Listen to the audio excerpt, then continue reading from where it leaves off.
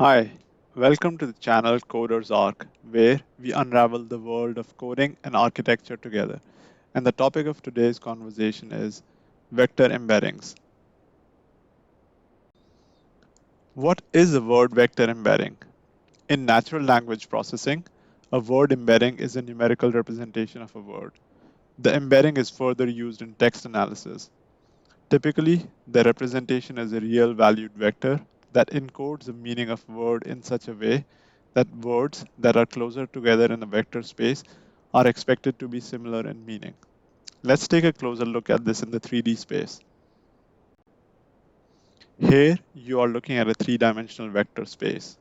As you can see, there are some circles which represent words that have similar meaning grouped together. For example, there are circles for farm animals, circles for sports, circles for medical devices, pharmaceutical products, oceans around the world, programming languages, public cloud providers, cities and countries.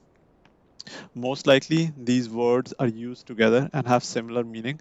That's why when they are laid out on a three-dimensional vector space, they are placed close together. Now, in a real world, there will be more than three dimensions, but hopefully you are able to understand through this example how similar words with similar meanings are placed closer together in the vector space. Now, you might be wondering, what are some of the ways in which words are converted into vectors? I will cover them in the next section, where we will start with the traditional approaches of converting words into vectors, and then we will move on to more modern ways of converting words into vectors. So let's get started.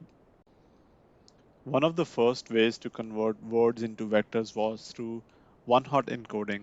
If you look at the example, the words from the vocabulary are laid out in a straight line, and then they are represented as binary vectors. So for example, the first word apple in this corpus would have a vector representation of 1 followed with zeros. Similarly, banana would have a vector representation of 0, 1 followed with all zeros. As you can see, this is not a very optimal way of storing words into vectors. And you would ask why? Because imagine you have 1 billion words in your vocabulary. That would mean every single word would have one vector representation, which would be a very sparse vector. And it is also very hard to process such vectors. So we have to look at some other more optimal approaches of converting words into vectors. The next approach is the bag of words approach. Here, there are three steps involved. First is tokenization, which means converting the entire document to tokens slash words. Then vocabulary creation. Here, we convert the tokens to unique characters to build the vocabulary in alphabetic order. And finally, the vector creation, where we convert each sentence to sparse matrix.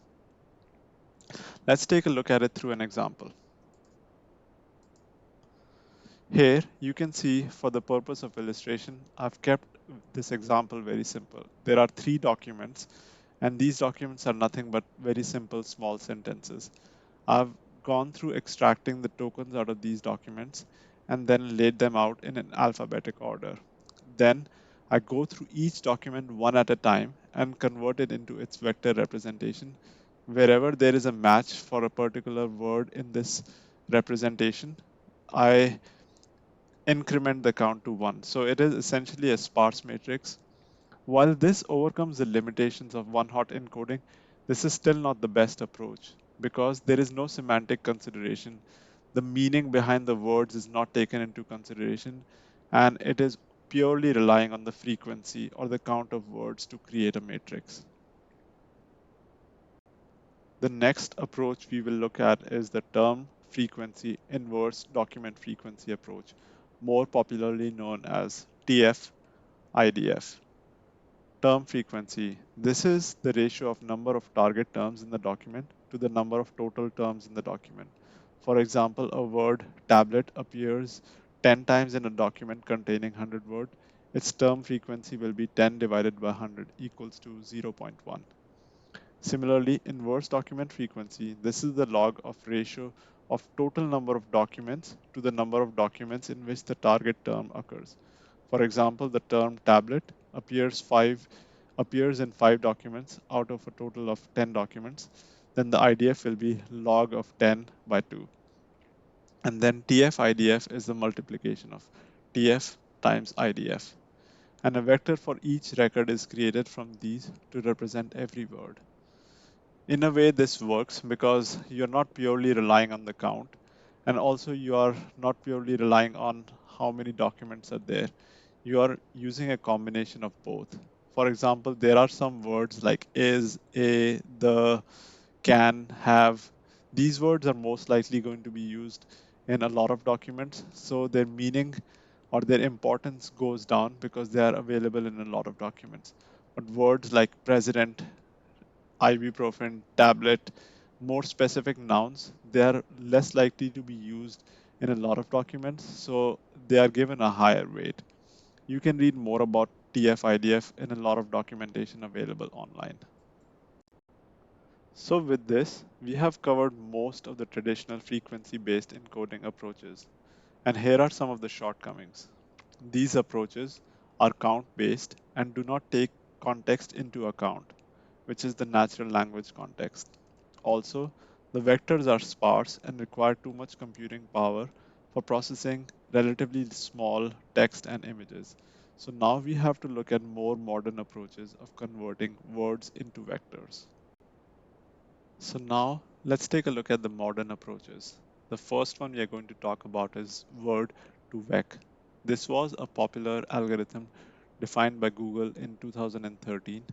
And instead of frequency-based approach, the algorithm takes context and meaning into consideration to generate the vectors.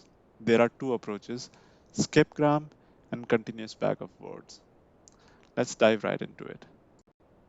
So now let's take a look at the skipgram approach. Through the shallow network with only one hidden layer, the goal is to predict the context words given a word. It is illustrated by the following diagram. Here, you can see there are three layers, the input layer, projection layer, and the output layer. What you're seeing right now is an array of words, and you're currently looking at word at index I. It is submitted through a projection, and what we are able to calculate are the two words on the left side of the index and the two words on the right side of the index. So essentially, these two words on each side will have the meaning closest to the word. How do we do this? Before we dive into the neural network portion of it, let's first understand how is the training set generated. I will illustrate that through this very simple example. So let's look at this. Tylenol is a good pain reliever for average adults. In this example, I will convert the word into tokens and then parse these tokens one at a time, and in each iteration I'm going to select one word and I will choose a window size of 2. What I mean by that is the word which is my target word, when I select that word, whatever the window size is, I will select the two elements or the two words right next to it. So for example, in case of Tylenol, since it's the first word, there are no two words on the left side and there are two words on the right side. So the training data set would be Tylenol is and Tylenol A. Then when we move to the right, then the target word is, and the one word on the left side of it is Tylenol, and the two words on the right side of it are A and good. Similarly, I slide my target word to the right, and then now I can see in my left window there are two words, and on the right window there are two words. Similarly, I can go through these various iterations and able to generate the training sets. So now what do I do with these training sets? Let's look at it. So here is an example of a neural network. So in this approach, we on the left side, we have the input layer where we have the one hot encoded vector version of every single word in the document. If you remember our document, it was a very simple document with only 9 words in the sentence. So we take every single word and convert it into its one hot vector encoding and submit it through a hidden layer of neurons. In skipgram, there is only one hidden neuron layer. So in this case, we've randomly chosen 3, And finally, in the output layer, you have the context words.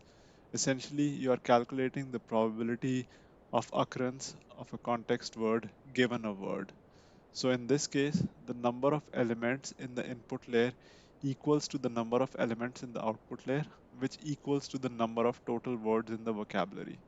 So essentially, when we are done training the dataset, every single word that you have in the input vector or in the input document will have a probability of occurrence of context words right next to it in semantic meaning. So essentially, um, you will have a three-dimensional, and what you will wonder, what is the vector, right? What is the vector that is generated? The vector in this case is a three-dimensional vector based on the weights from the neuron layers. We take it through the softmax calculation, and you guys know that in neural network, it goes through a series of adjusting weights and back propagation. So you can be assured that if if you've provided sufficient size of training data sets, that the weights are very accurate. So instead of having the sparse one hot encoding or the bag of words encoding or the TF-IDF encoding, now we have a relatively dense encoding. So that is the whole purpose of skipgram, where you're able to meaningfully generate the vectors. Now, in a real world scenario, when Google invented this skipgram, they trained it on 13 million records and with a hidden neuron layer of 300 neurons. So finally, each word out of those 13 million words had a 300 dimensional vector representation. So that's it. I think let's move on to the continuous bag of words. So continuous bag of words is purely a mirror reflection of the skipgram vectorization approach. What I mean by that is here, if you remember in skipgram approach, you would provide a target word and you were able to predict the words that are closest in meaning in the context. So you were able to predict the context words from the target word. In the continuous bag of words approach, it's completely opposite. You are given the context words as input and you're able to predict the target word. So it's basically word I minus 1, word I minus 2, word I plus 1, and word I plus 2 submitted through a projection to give word I. So I will take it through the exact same example. There is no difference here. The window size is also 2. The the document size is 9. We slide every single word in each iteration to the right till we get sufficient training sets. So I'm not going to repeat that. I'll go to the next screen. Here, there's a little bit difference in how the training of neural network occurs. So don't get don't get overwhelmed by the complexity of this diagram. Essentially, you still have the one hot encoded vectors on the left, but instead of having one hot encoded vector representation of each word in the vocabulary, now you have the one hot encoded vector representation of the context words. And then they are submitted to the hidden neuron layer. And finally, on the output layer, you have the same output as the skipgram approach. So the number of elements in the output layer equals to the number of elements in the vocabulary. So essentially, given in our example, given four context words, you're able to calculate the probability of each word that is closest in probability or closest in semantic meaning to these four context words. So this is very, very simple. C equals to the number of context words used to find the target word. M equal to the number of outputs, which also equals to the number of words in vocabulary. Again, when Google trained their CBOW training of neural network, they did that on a very large data set. So, but we've already covered that in the last section. So let's move on. I will try to skip. I know there are a couple more advanced techniques like global vector and fast text.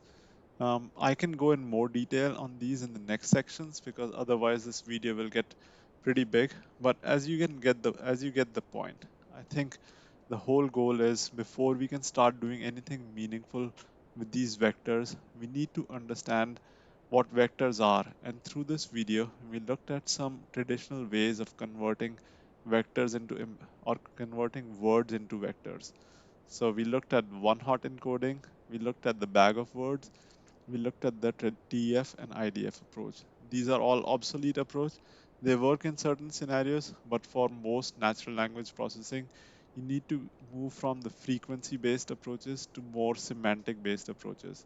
So we covered in detail the word to vec skipgram, the word to vec continuous bag of words, the glove and fast text. In the next video, I would like to go into a little bit more practical details of how these vector embeddings work. We will illustrate that through some Python examples and take these vector embeddings, feed them to a large language model, and do some meaningful things like talking to a virtual assistant, summarizing documents, and some other meaningful tasks which would otherwise not have been possible if you were just using term and frequency based vectors. So thanks a lot for listening to this content. If you found the value in this video useful, please hit the subscribe and like button. And please also let me know in the comments what videos you would like to see in the next sessions. Thanks a lot.